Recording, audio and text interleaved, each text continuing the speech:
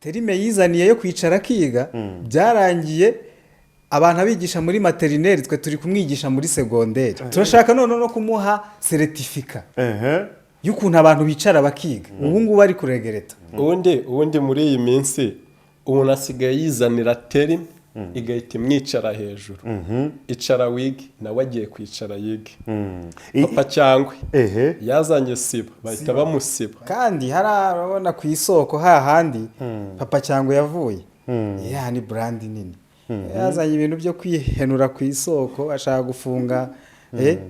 gufunga iki n'iki ya soko yavomyeho baramubwira bati uzanye ibintu ngo byo mu bigori ibi mu bigori bizarangira tugutaye mu bigori noneho uzanye siba kuza fit twarakoranye hari boro nari twari turi kudevelopa ya kuza fashion agency zira boro zose ninjye baziteguraga biri abakoraga we na Rutambi n'iki ninjye wabaga bamuhaye ama ideas kuza fit ni brand yanjye ninjye wamuzanye mu gakino iba brand nini abantu baramumenya nubwo nyuma yaje kumpombera gahita ajya mu zindi nzira.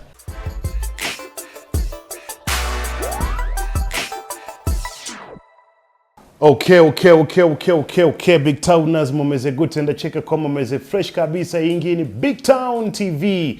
Kanda subscribe maze ukurikirane stories zacu za everyday. So today ndi kumwe n'abasore babiri hano kuri studio za Big Town TV bakaba bitwa Kislogi. Mwitwa bande arje? Nje banyita Kislogi. Kislogi ni wowe. Izina ry'itsinda ryanyu? Izina ni The Kiss Pass. The Kiss Pass. Yeah. Bisobanura iki? The Kiss Pass.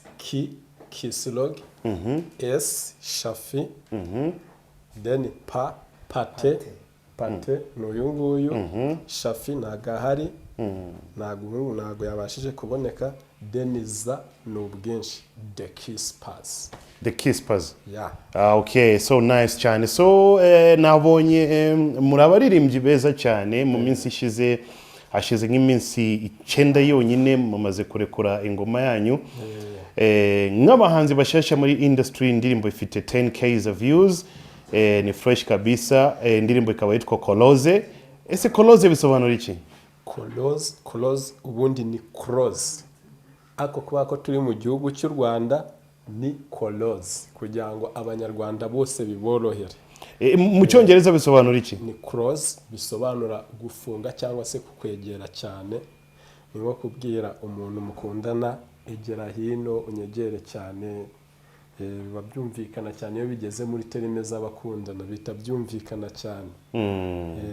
Okay, so nice cyane. So mubanze mume kwanza amateka yi group yanyu ya Kiss what?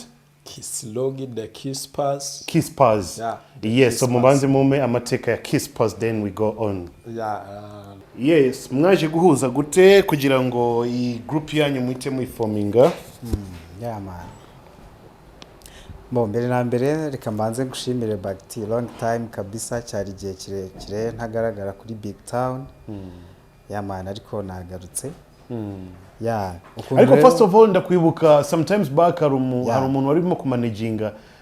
Ni Kuza Fit. Kuza Fit. Mwakoranaga gute na Kuza Fit? Kuza Fit twarakoranye hari boro nari twari turi kudevelopa ya Kuza Fashion Agency. Zira boro zose ninjye baziteguraga biri abakoraga we na Rutambi n'iki ninjye wabaga bamuhaye ama ideas. Kuza Fit ni brand yanjye ninjye wamuzanye mu gakino iba brand nini abantu baramumenya nubwo nyuma yaje kumpombera gahita ajya mu zindi nzira. Yakubereye igihombo. Kuza Fit yarampombye sana. Gute se yaguhombeye gute? Kuza Fit actually sinzi ibibazo afite niba ari depression niba yarahungabanye ntago mbizi.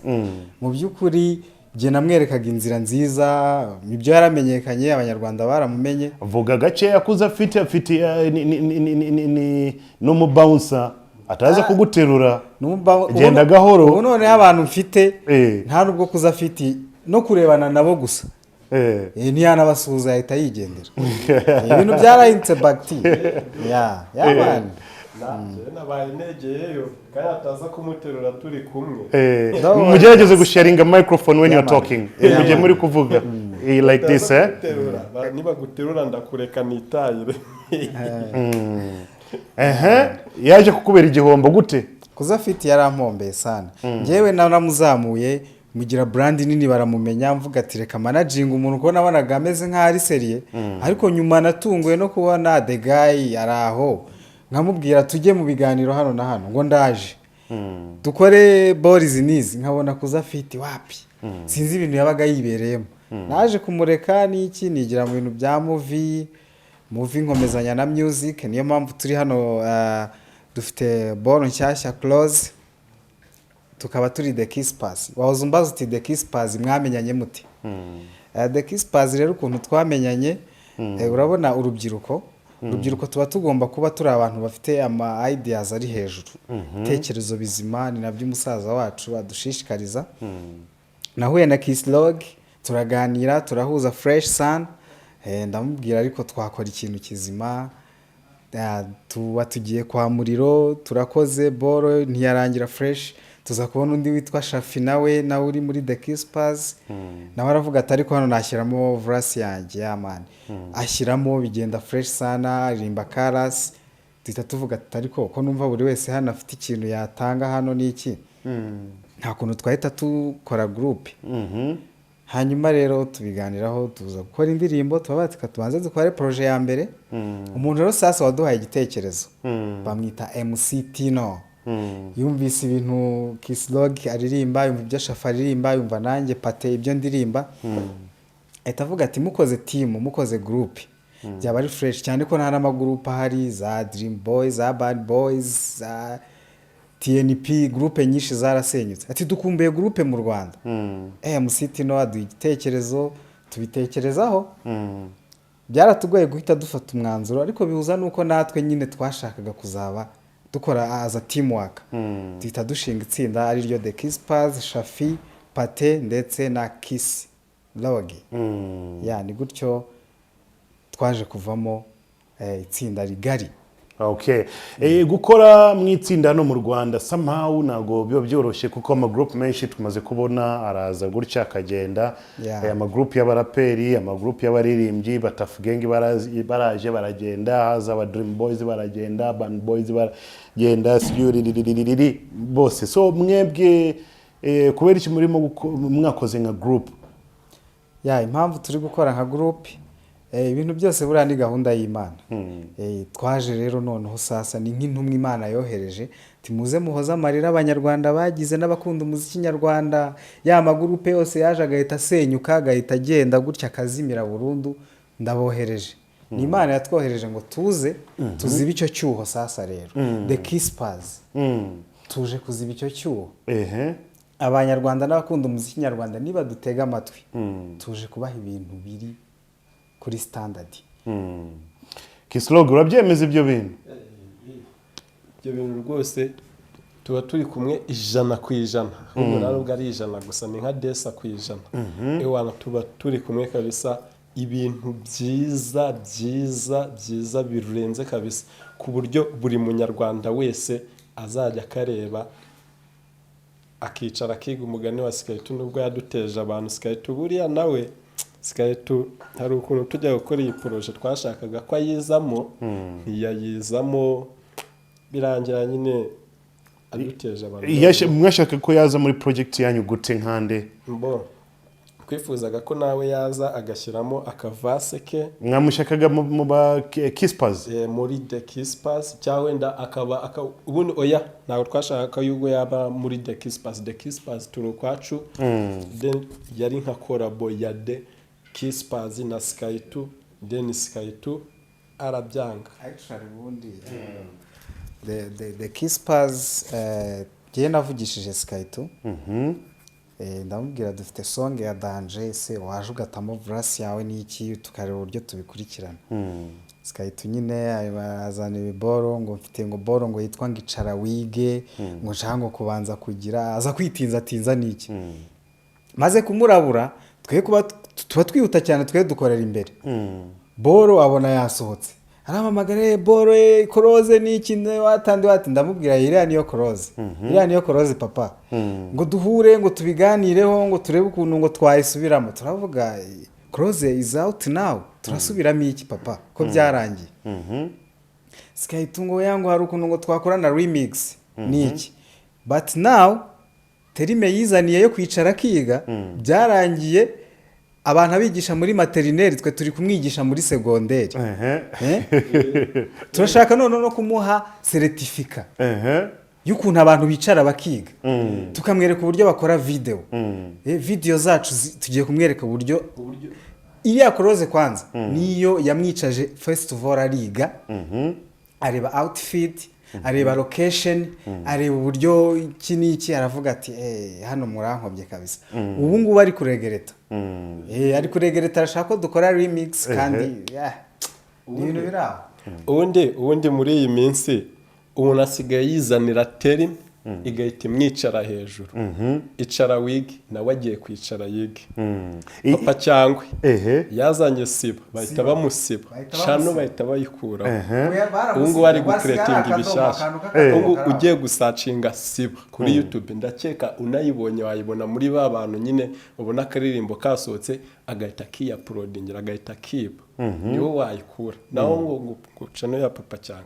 wapi nasikaye tu rero agiye kwicara yige ajye papa cyangwa byagenze gute ndaburamo gatoya bo papa cyangwa biba bigenda bica mu mbuga nkoranyambaga ariko n'ubundi ni n'ibintu bigaragara chano ye barayimushimuse ubu ntikibaho nibi nabaho bayishyizeho ibindi content ze nago zigihari ngubu ari gucreatinga content nshyashya ariko bajya kuyimwiba yabanje gusohora siba amaze gusohora siba nawe bahita bamusiba bati buri ari ukuntu uri gutera story n'abajama bawe wabwira uti giye mfite song nshyashya irenze kandi harabona ku isoko hahandi papa cyangwa yavuye ni brand nini yazanye ibintu byo kwihenura ku isoko ashaka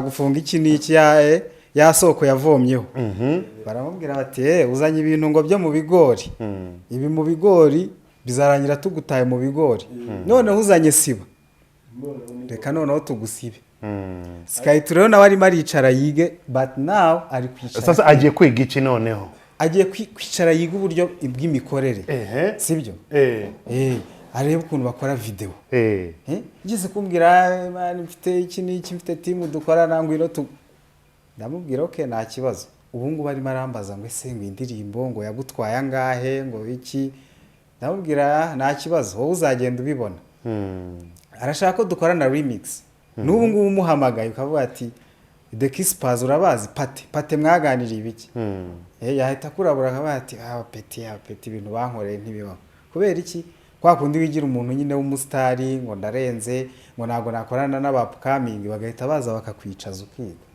yama ni gutyo byagenze kabisa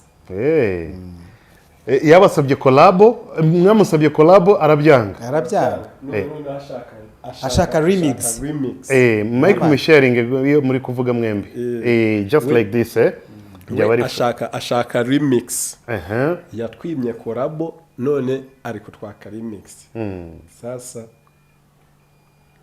mwayimuhaye se bo ariko nta kiba twe nta mutima mubi kuko twe dukunda umuziki umuntu wese uri mu muziki kuko ari byo biryo byacu turota umuziki niyo duhumeka umuziki twanayimuha it's not big deal ariko icyo navuga ni kimwe niba waraje muri bino bintu uri muri legend nibyo respect yawe turayikugomba wikumva ko rero ari byo bintu uzaheraho ngo bari byo urishisha hari big talent new big talent ziri kuza zigiye kubicaza bige muri no misi hari impano nshyashya The Kispers bagiye kumenya The Kispers ubundi ni bantu ki akubundi hari defo nge nabonye ku banyarwanda ku banyamuziki b'u Rwanda usanga yakoze yego aka audio gafite aga content keza yajya gukora video agahita yigera ahantu mu bishanga se mu bintu mu bizu byashaje ugasanga ari gukora ibi video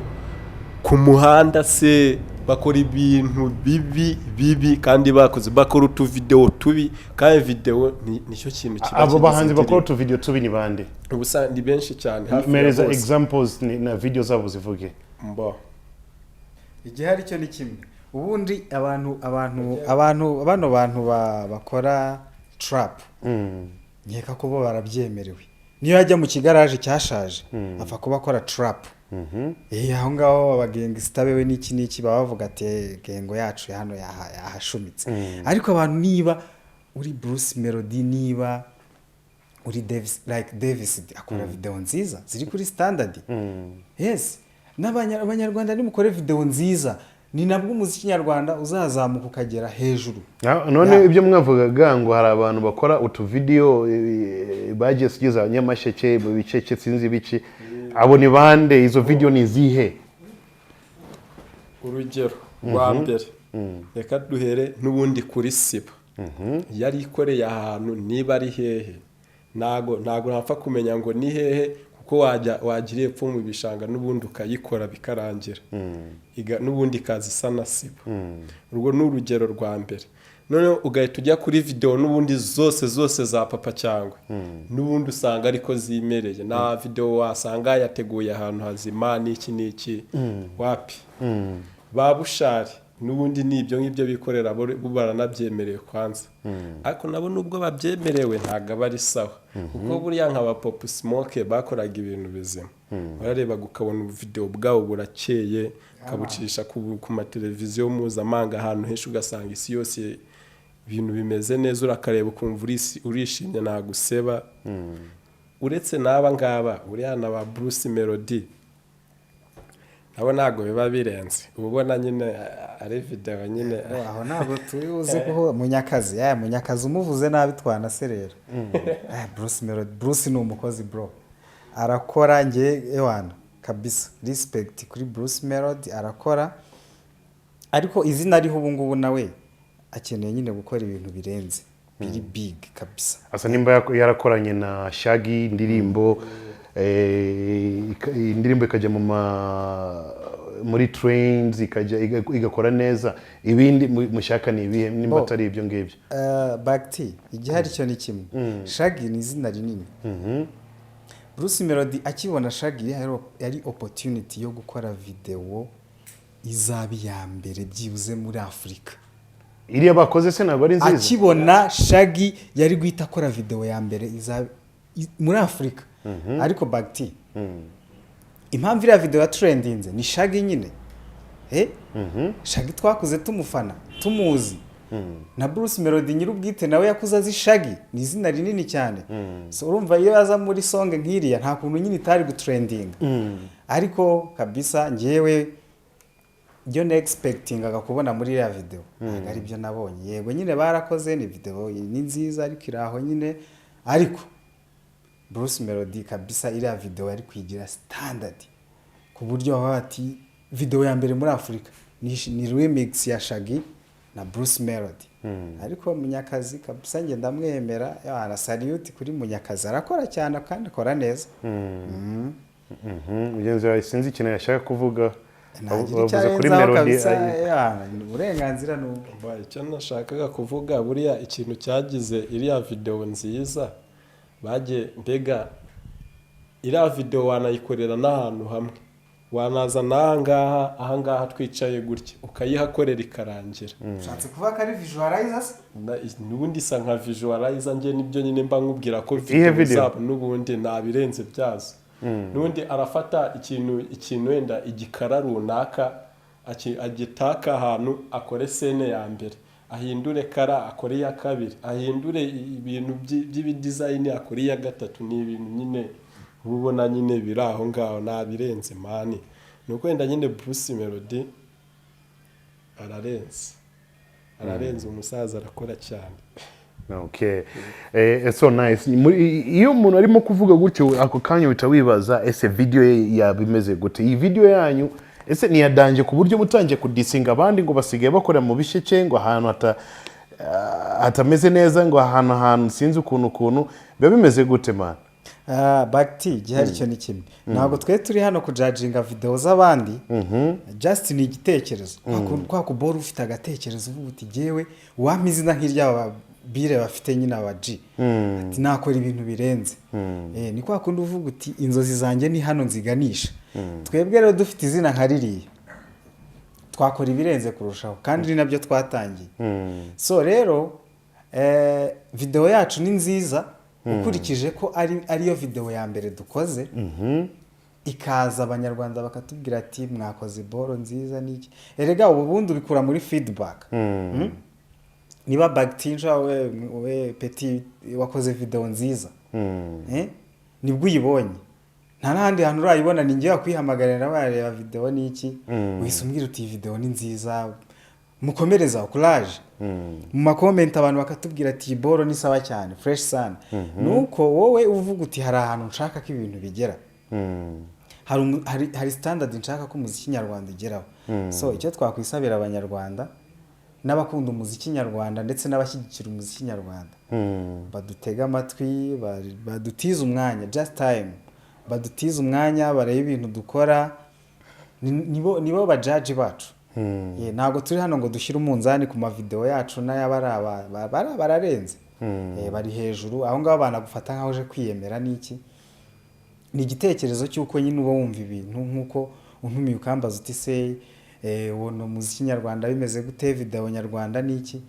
ni muri iyo sanse twabivugamo by the way video yanyu urebye neza ni video nziza ntago iteye isoni kuyireba mwari mwambaye neza hari hano mwari mwambaye ama white costume fresh sana hari ahandi mwese mumuhindura mwambara ubu pinki naho ni fresh ariko aba dancers ndabona na amazina akomeye ariko barababeshemo gatoya nka Jojo hariya twatu dance twagurutya nago sinzi ko byari bimeze bano baniga nyine niki iyo mugikorana nyine hari ukuntu bavuga bati reka tubanze turebe uyu muntu aho bigana ariko reka tubashimire nabo barakoze cyane ntabwo byari byoroshye ariko ku rundi ruhande buriya nta nubwo wabaveba bitewe n'uko bari barushye ubundi mwabakoresheje barushye twakoresheje baba bamaze kuruha kabisa twahereye mu gitondo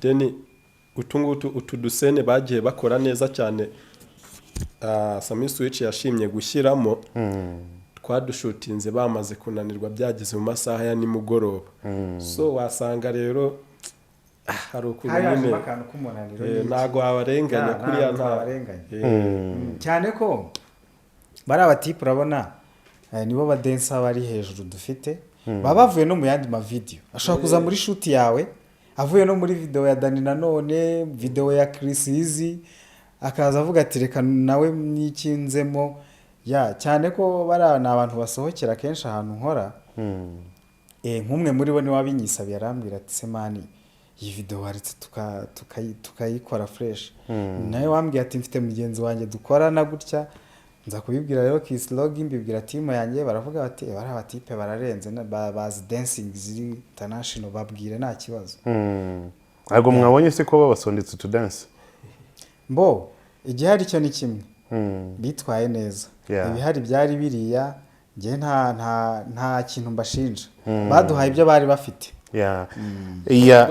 wenda wunganiye wenda ushobora kubifata nkaho badusondetse kuko wenda babyinnye badafite ka morale ariko turatu dance babyinnye n'ubundi nitwo twashakaga uramutse wongeyemo imbaraga mbega nko ku muntu wenda ushaka kwivibingira indirimbo we rwose arakabyina ni kuriya twagashakaga kuriya fresh kabisa kuriya babikoze neza nta kosa na rimwe the mana uwo munsi mwarayiguze Niwana twarayiguze kabisa Niwango uburyo twashakaga boro yacu twavuganye na manager wayo turamubwira tuti uyu munsi ni private event mu biposting umunsi wose twagomba gushutinga video yacu urana ku boro shootinga video hanyuramo abandi bantu iki niki ugasanga video wayo twayishutingiye mu kajagari ibyo rero nibyo tutashakaga manager adukundira aduha hoteli yose nubwo tutakoreye mu byumba byatewe n'uko hari harimo abantu babukinze b'inama n'iki mu byumba naho inama zikorerwa mu byumba yeah.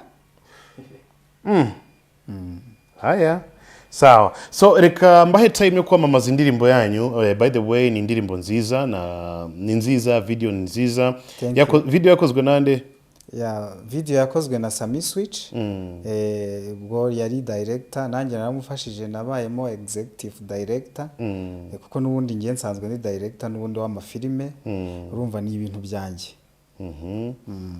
yes umuntu yayisanga he indirimbo yanyu sorry umuntu yayisanga he indirimbo yacu uyisanga kuri YouTube channel yitwa Kisslog. Usibye ubwo kuri YouTube channel ni rwo rubuga rworohera abantu benshi nako hafi ya bose ndakeka nta muntu buri muntu wese n'umusaza utunze smartphone bwa mbere aragenda ku modisk bana shiriramo YouTube na WhatsApp. Kuri YouTube ni kuri YouTube channel yitwa Kisslog. Ushobora kwandika Kisslog cyangwa ukandika Kolos. Ahandi iri kuri za Spotify. Indirimbo ni ya Kisslog featuring Shafi and Pati. Okay. So ni yawe. Ni yanje.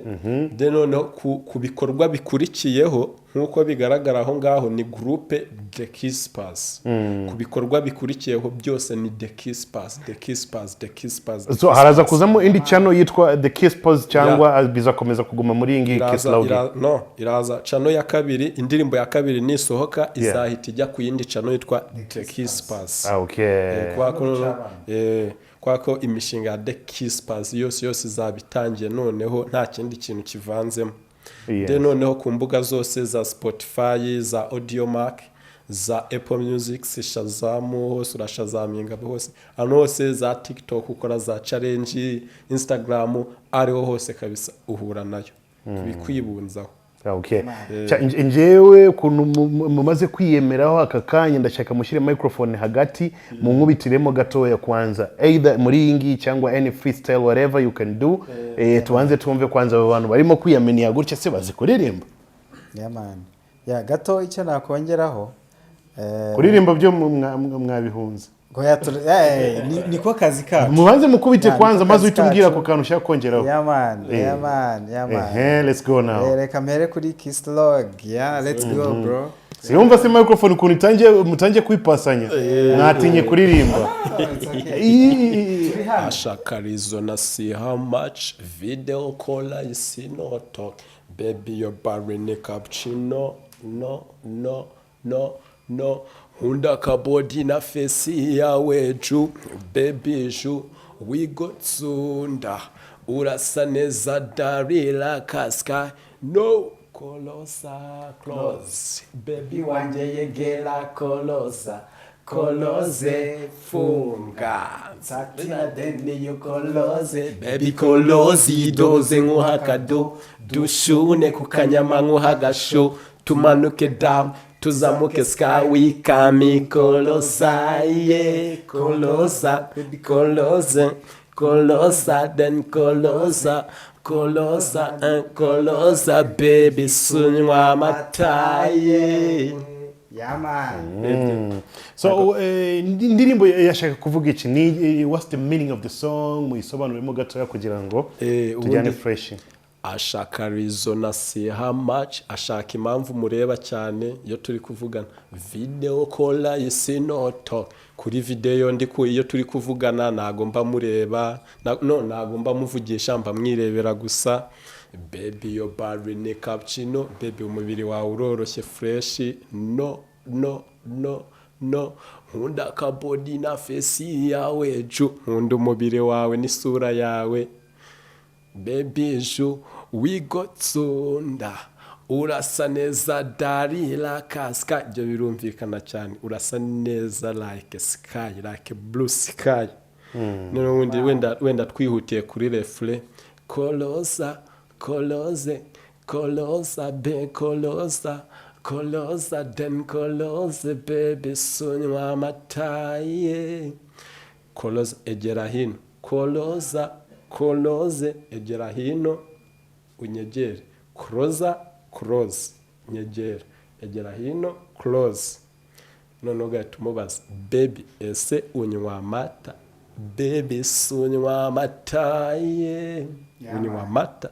Undi ubusanga kenshi na kenshi abakobwa batanywa amata, abakobwa cyane cyane binywera inzoga iwana baragorana. Umusohokana muri atelier de vie agahita yiyakira wayine ya 500 yewe wi aho ngaho ari igihe uhitushye. Ariko hoya niyo wasohokanye umwana mwagiye kwishima ariko se hako kisirone umuntu star ni wasohokanye umwana iyo wayine abayisabwa ariko amafaranga yarabuze niyo mpamvu buriya ariko nyine niyo mpamvu buriya umwana hoya umwana unywa amata ubu uravuga ati amata ntago arandenza igihumbi, amata ntago arenze igihumbi, ubwo abashaka kwigira muri kantine bati si ikibazo turamusengera ni ukumushyira pasiteri ntuza akagira noneho bisize ku yindi level muri kantine, gusohokana umwana muri kantine ugomba kumuzana muri atelier dive akanywa wayini, urumva wayini nta kibazo, ariko ibyishimo birahenda. Ariko ubundi amata buriya indirimbo ugiye kuyisobanura wasobanura ibintu byinshi. Amata ari mu cyimbo cy'ibintu byose bidasembuye, ari mu cyimbo cy'ibintu byose bidasembuye. Ashobora kuba yafata ka fanta, ashobora kuba yafata ayo mata se nyine na ka kofa ariko nta nirebe cappuccino, baby your body ni cappuccino. Hari umuhanga hano mu ndirimbo witwa Museveni. Museveni bamwe n'icyo ushaka kugera hano. Ikintu nababaza ni ibibazo bibiri. Iyo bandika bakurikije iki? Gukora melody bakora melody mu buhe buryo? Intego yabo mu muziki ni reka nguhe Kislog agufashe kuko ibyo bintu twarabimuhariye kabisa, ari big so talented ku bintu bijyanye no kwandika. Reka gusubiza ikibazo cyawe. Indirimbo kuyandika biba bigoye, bishobora gufata buriya nk'ukwezi kose nkiri kwandika indirimbo imwe, ijambo rimwe nkaryitondera kuko mba mbizi ko ubundi indirimbo ni ikintu kiba kizaba mu mutwe w'umuntu ku wa mbere, ku wa kabiri, umwaka wa mbere, uwa kabiri, imyaka 10, imyaka 100. Indirimbo ni ikintu kitajya gisaza. That's why when we write ibintu igihe kirekire. So iyo turi kwandika rero abantu bagira imyandikire myinshi. Nkanjye iyo ngiye kwandika mbanza kwishakira izina ry'indirimbo. Iyo maze kubona izina nshaka n'ubusobanuro bwaryo. Ngiye nshaka izina rikeye rimeze neza rishobora kuryoha kuryumva. Noneho nkashaka ese iri zina nshobora kurihuza n'iyi content wenda nshaka kuvugaho. For example wenda ni urukundo, nshaka ko umukobwa wenda nshaka kubwira umukobwa dukundana nyegera. Ese ibi bintu nabihuza bikavamo. Na icya kabiri navuze noneho mukora melody mukurikiza iki? Kuko sinzi nimba ari ubumenyi mufite ku muziki. Abahanzi benshi usanga baba bafite abantu babafasha. Ubundi nkanjye iyo ngiye gukora melody indirimbo nta nubwo rwose binsaba ngo mbanze kubipanga. Hari igihe numva indirimbo nkumva naryohewe kabisa. Ubundi sasa noneho ka melody mba nkiyumvamo. Ubwo se ntago nabyita nko gushishurara kuko urumva uri kuba inspired ku bandi. No, ntago ari byo. Iyo numvise indirimbo ewana mitanjya muri mood, mitangira ka murare. Iyo ngize ka murare nanjye mitira ko sasa noneho mba nakora ibyanje. Aho nka kuri yango ndabyutse then mise nandika indirimbo nayikura ese mbyutse. Subu naba igihari cyo ni kimwe mwunganiye gato kubyara amaze kuvuga. Ubundi buri muntu wese agira role model. Hakagira n'umuntu umwinspira. No kuvuga ngo rero afite role model we muri music, afite undi umwinspira. Kuba wakumva indirimbo ugakuramo ama ideas ntago ari ibintu bya it's not big deal kuko ibintu buriya baravuga ngo umuhanga wo kwiga arigana kabisa, ugafata ibintu byawe ukabikora nkawe ubwawe. Nabyumvishije kabisa. Ikindi kibazo nababaza murakinsubiza nanone mwembi. Mu Rwanda nkuko mwabivuze hajya habaho ama group menshi. ariko kenshi amagurupe aratangira mwamara gukora iyo video imwe ebyiri eshatu enye agasenyuka. Mwebwe ni ikihe cyizere mwaha abanyarwanda abantu bazabaho umwanya wabo umutima wabo wo kubakunda? Ni ubuhe burambe mwabaha cyangwa se ikindi ni ubuhe burambe mwumva intumbero yanyu? Ni iki kitwemeza ko mutaje uyu munsi ngo ejo musubireyo? Ikibuga mujemo mwiteguye kugihanganamo gute? Ese mwebwe mwiteguye kuzakomeza nka groupe cyangwa buri wese azajya anyuzamo kubite make? Bo igihari cyo ni kimwe, twebwe ntabwo tuje guhangana, tuje gufatanya n'abandi, gufata itafari ryacu natwe tukarishyira ku muziki nyarwanda, ukakomerezaho ku by'abandi barimo tugakomerezaho. So rero The Kisspas ntabwo ari itsinda rije ngo rihite risubirayo, ahubwo twebwe turi new talent ariko zikeneye kuzamuka.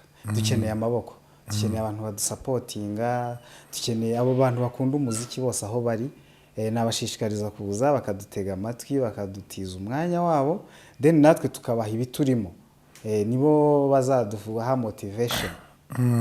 Okay, cyo nacyumvisha, ariko icyo nshaka ko nsubizaho cyane ni icyo nari nkubajije. Amagrupe menshi araza agakora n'izina y'ejo agatana, cyangwa se imbere yanyu mu muziki niye nk'itsinda muje kwirira abana, muje muri music ya business, ntekereza ko muje muri music nka passion, ni umuziki ukorwa mu buryo bwinshi. Utafata time yawe ngo uyispendinge kuri ibyo bintu waruvuze haruguru. Nibaza ko The Kisspas ntabwo tuje ngo duhita dusenyuka. Buriya nta muntu wubaka inzu ibyagiye bisenyura andi magrupe se mu bufiteho mu mwana banje kubiganiraho. Naho nshaka ko urasa cyane.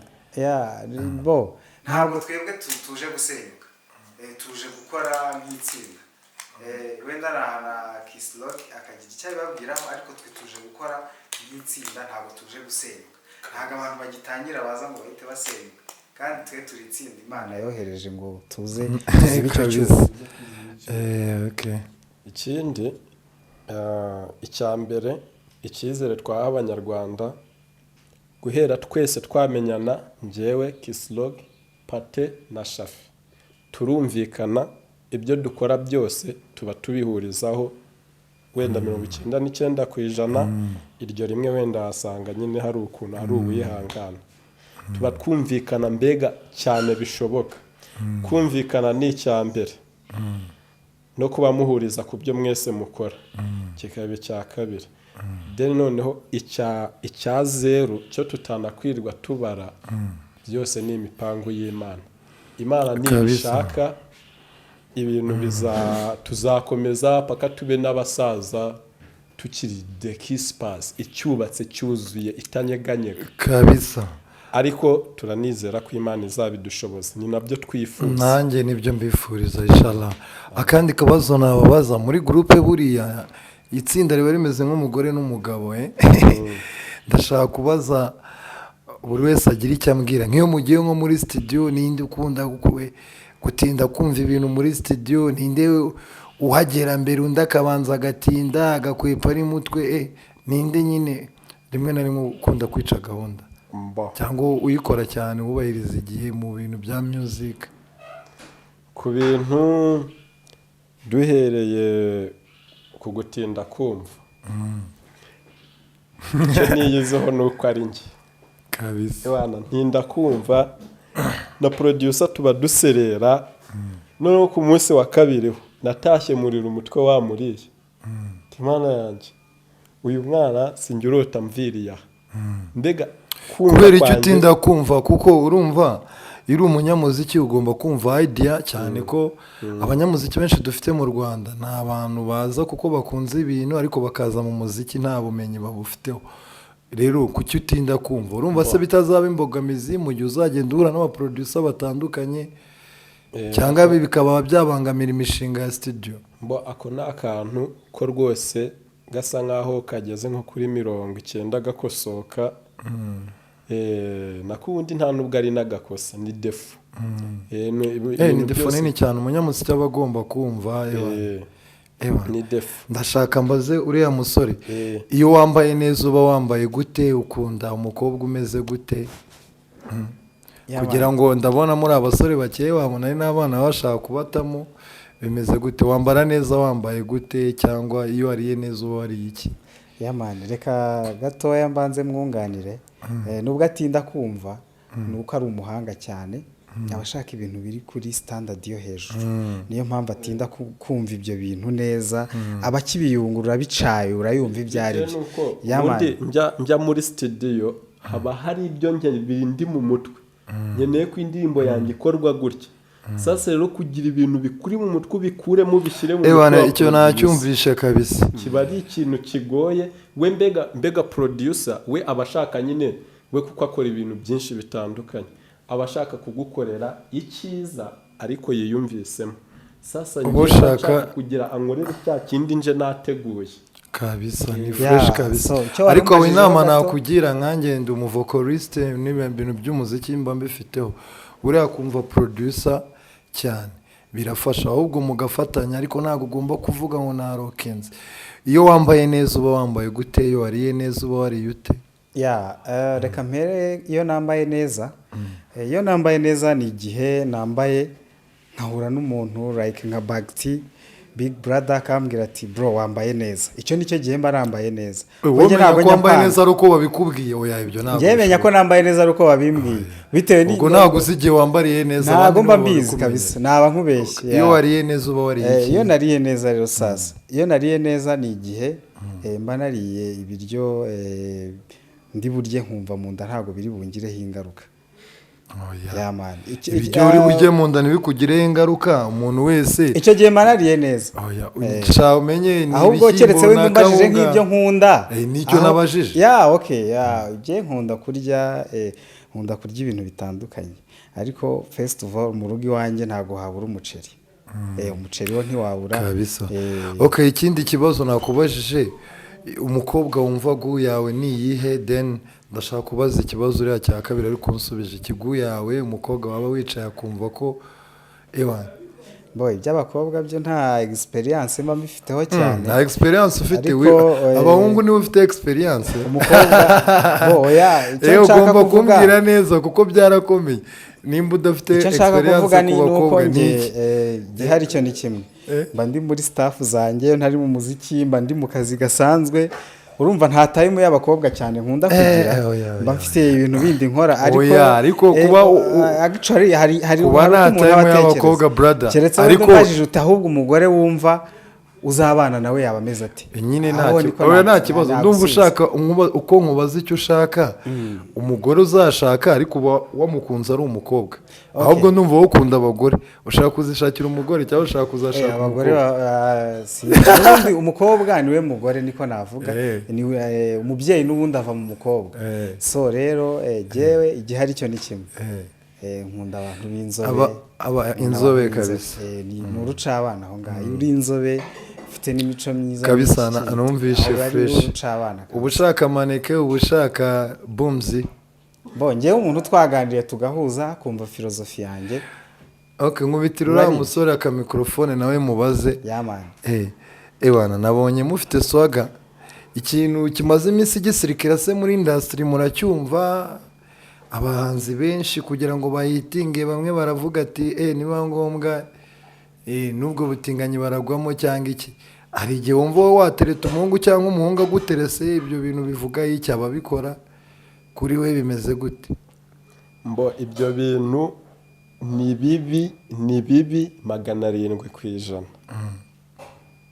Ibintu by'ubutinganyi nk'ubonye nk'umuntu w'umusore agiye kuryamana n'undi musore baba bakundana none se ko bavuga ati mu gushaka hito ibintu byarabanye urumva bizagenda gute ugize ukabona nk'abasponso ubonye n'abo bantu bavuga ko nta mpano yabo nta cyabo wakwegera aho ngaho wabigereranya n'abajya muri Illuminati ngo kubera ngo uko yabaye ngo umuhanzi ngo byagenze gutya na gutya ngo ashaka ngo kuba ngo umukinnyi gukomeye akajya muri Illuminati wapi kabisa ni fresh kabisa ndashaka kubaza noneho uriya mugabo uko nabonye asa yambwiye ko yakora mu bintu by'amafilime ya directinze yaje mu muziki ese kubera iki aka kanya wumvisha imbaraga noneho ugiye kuzishyira mu muziki, bya filime waba ushyize ku ruhande, ibi bimeze gute? byose ubundi ni kimwe.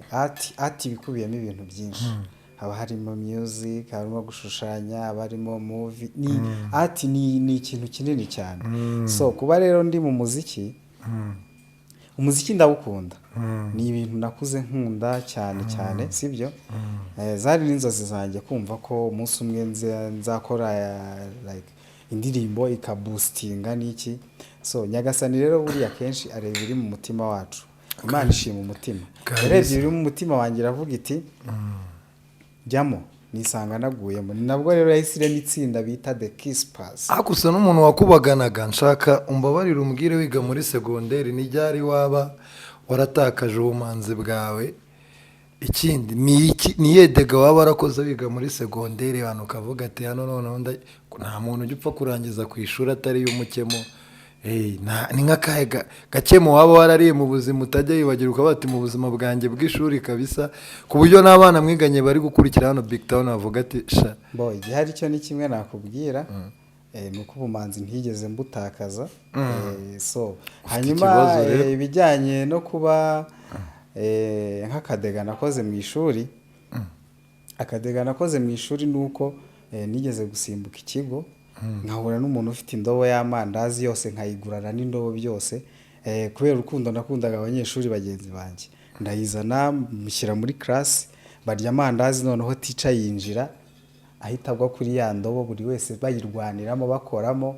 Aho ngaho kabisa byari backfire, ni neza kabisa. Teacher yahise azinyakirizaho bankubita weekend yose wallahi. Kabisa. Umusaza mumera kamayike. Yamani. Umusaza, urabona imiryango myinshi ntabwo ishyigikira abanyempano. Iyo umuntu agiye mu mpano nk'icyo gisage cyawe baravuga ati yaje mu biyobyabwenge, yaturumbiye. Wumva umuziki, umuryango, inshuti kuri wowe bawakira gute? Si igihe umuryango wakubwira ati bino si byo, wumva wowe amahitamo yawe ku kintu aba ari ayahe? Igihe hari cyo abantu banjye ba hafi baranshyigikira, abanzi neza baranshyigikira cyane ko babizi ko hari ibyo mba ntakora, ibyo nakwishyiraho byose, kuko ngiye kuva na kera nabaga naranze kogosha. Ubundi ikintu cya mbere napfaga n'abayobozi b'ikigo ni ukwanga kwiyogoshesha. Nabaga nkunda amasitire yo ku mutwe na guhinduranya nyine, mbega ku mutwe. Umuryango wanjye uranshyigikira, ariko bamwe mu nshuti tumenyanye vuba ntago banshyigikira kabisa. baba babona bavuga ati ntago zizajya yahombeje. Mu Rwanda itsinda ry'aba inspire ni irihe? Kuko mwavuze ko muje kuziba icyuho, itsinda ry'aba inspire kurusha irindi ni irihe? Cyangwa abahanzi baba inspire cyane kurusha abandi ni abahe? Cyo ni kimwe.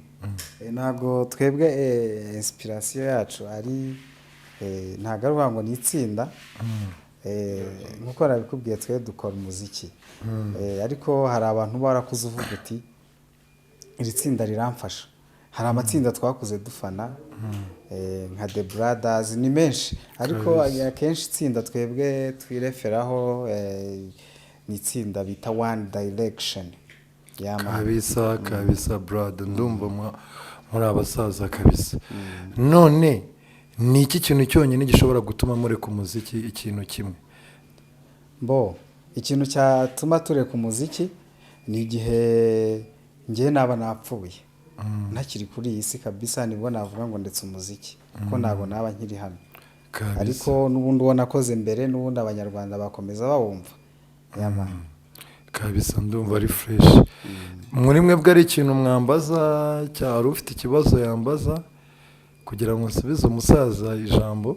Kiss Dog niwe munyabibazo, reka agira icyo akubaza. Ase nk'ubi umubaza ko nawe mba nkwizeye. Niwe munyabibazo, umugabo turi kumwe niwe munyabibazo. Rero ikibazo kimwe nakwibariza, wavuze yuko uri umunyamuziki kabisa. waririmbye iyihe? Jye naririmbye indirimbo nyinshi zitandukanye, ariko no muri rusange mfasha no kwandikira abahanzi indirimbo, ariko nyine njyewe wanyibwira indirimbo nibura imwe ndajya mu rugo nkahita nsacinga YouTube. Oya zirahari, ariko ndashaka ko mwamamaza kuri ino yanyu cyane, ariko zirahari, ntabwo nshaka kwivuga cyane, ariko zirahari amadropo menshi, ariko ikintu ndi gukora cyane ndi gufasha abahanzi kuririmba. ushobora kuba byarangiye ubaye umufana wacu, kuko urumva wishakira ko twivugira ku indirimbo yacu cyane rwose. Nuko urumva abantu bashobora guhita bajya gushaka iyanjye ugasanga ni ikibazo. Aho nasozereza, murabizi kampeni igihugu cyacu ubu ngubu tugiye kwinjira mu gikorwa cy'amatora. Abafana banyu namwe ubwanyu muhagaze he? Murababwira iki? Ni ikihe gikorwa bagomba gukora iki? oya ho n'urucabana. U Rwanda aho rwavuye n'aho rugeze ubu, n'utareba yakabaka bakamenya uko bimeze. N'urucabana ni ku gipfunsi, ni ku gipfunsi kabisa. Yama rwose. Nicyo nabwira abanyarwanda, ni ukwitwara neza muri rusange muri bino bihe turimo. Nta muntu utabizi, nta nubwo twakwirirwa tubibutsa. Hanyuma tugarutse ku cyo wambajije cy'indirimbo yacu, indirimbo yacu yitwa Close, iri kuri YouTube, iri ku zindi mbuga zose aho wajya hose. Hanyuma ni ukwandikamo Kisslog. Hanyuma ku zindi mbuga nkoranyambaga dukoresha ubwacu, nkanjye nkoresha Pate Official 1, Pate Official rimwe, cyangwa se niyo wakwandikamo Pate Rwanda, Pate mu Kinyarwanda Pate Rwanda kabisa. Nanjye ndaza gusacinga kabisa. Bikoroheye ubonye Kisslog cyangwa se Close, harimo kimwe kiri kukujabuka, cyangwa se na Shafu byanditse byaza, na Patu byanditse byaza, ariko akoroshye The Kiss Pass. Wana murakoze kabisa. Nishimiye kuganira namwe, mbifurije amahirwe mashya, amahirwe masa. Nanashimira Big Town gukomeza kuzamura impano z'abanyarwanda. Ubutaha mugomba kuza hano. Ntabwo mwamenye ko Big Town yamanuye umukomyo w'amabiti? Oya n'urucabana. Murabizi Big Town murabizi ko ni inzu ngari nini cyane, inzu ngari ibamo ibintu byinshi. Ubu rero nshaka ko indirimbo ya kabiri audio video muza hano, tuzayipirimiyaringira hano live, yanakorewe hano Big Town kabisa. Yanakorewe hano kugira ngo tubahe ayo mabanga, natwe tuze tubagiremo mu nyandiko n'abahungu mubabwire. First of all ndamushimira kuba yatekereje akavuga ati reka nzane The Kiss Pass baze babwire abanyarwanda ni iki babafitiye. Ni byiza iyo tuganira n'abanyarwanda, iyo tuganira n'abakunda umuziki nyarwanda, iyo tuganira n'abakunda umuziki muri rusange, ni ibintu by'agaciro kuko bituma bamenya ni iki dufite. Ntabwo twabyiganiriza muri salo zacu cyangwa se n'inshuti zacu. Tuba dukeneye ko abantu bose aho baherereye bakunda umuziki nyarwanda n'abakunda umuziki muri rusange bamenya ngo The Kiss Pass ni iki bazanye kabisa. Murakoze, reka nanzure ndabashimiye.